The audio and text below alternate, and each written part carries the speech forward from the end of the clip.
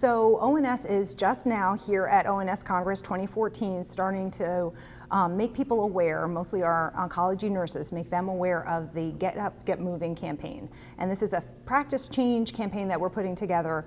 A lot of nurses in my age or older were originally taught to promote rest. You're going through cancer, Mrs. Jones, we want you to rest as much as possible so that you feel well during your treatment. And what we've learned over time is that actually makes people more deconditioned or weaker the more that they rest. They feel more fatigued if they don't get up and get moving. So more research has come about in the last 10 years or so showing really strongly that with different disease types, different treatment types, chemotherapy, radiation, surgery, transplant, across all of those, that the more active patients stay throughout their treatment, the more functional capacity they have, less fatigue, less depression, anxiety, sleep-wake disturbances. A lot of patients tell us, I'm so tired, but I just can't sleep and I don't know what to do about it. And they really get into this vicious cycle.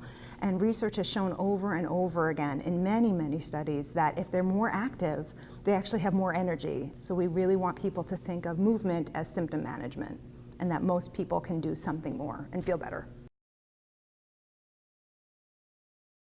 The curriculum, the educational curriculum, and the planning for the different tools is in development. So we have a lot of nurses interested in this area coming together and volunteering their own time to put together this curriculum.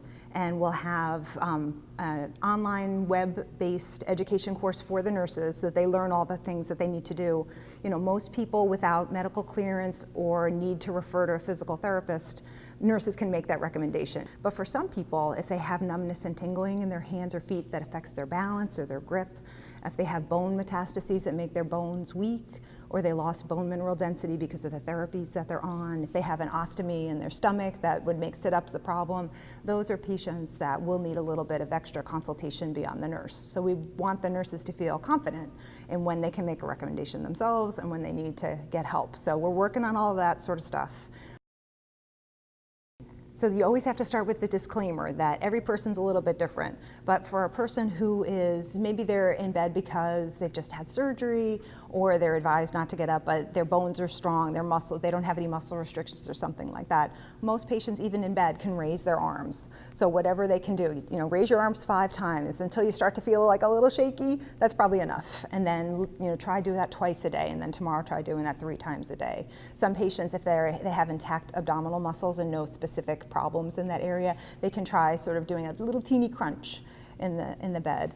For a person who doesn't have specific restrictions, so their balance is okay, their muscles and joints are okay, they don't have any appliances attached to their body, and especially if they were somewhat active before, they should continue what they were trying to do and try to achieve sort of the general activity guidelines, which is, you know, 30 minutes a day, 5 days a week, even if you break that up, of some sort of moderate exercise, aerobic, walking, whatever they were doing before. Try to get in 2 strength training sessions per week to keep the muscles strong and the bones strong, and paying attention to flexibility. So that's sort of the general guidelines for all Americans, whether you have cancer or not. So most patients can still participate and achieve that. And even if they have to kind of get there incrementally, it's really beneficial. But it's just such a backwards message because they feel tired, they think that they should rest, but they should really try to increase their activity because it will decrease their fatigue and increase their stamina and have them have more capacity to enjoy their life when they're done with their treatment.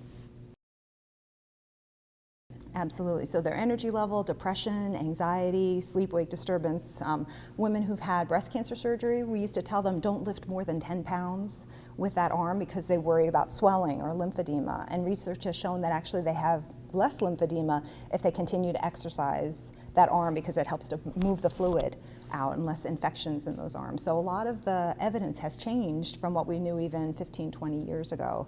So nurses need to learn that and need to get that message consistently to every patient so that they can be as active as possible and have good outcomes.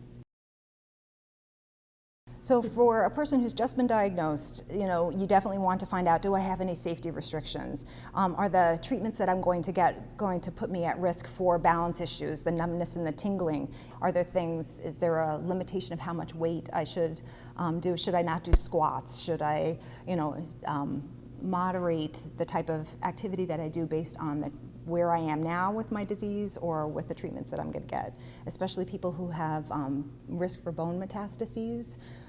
because they have a higher fracture risk, or people who are receiving hormone depleting therapies that might thin their bones. They have to be a little extra careful that they don't cause a fracture, but walking, light resistance, general stretching is probably not going to be a problem, but certainly check with your clinician, physician, physical therapist, occupational therapist, and we want the nurses to gain expertise and be able to guide people on what's safe and what's not as well.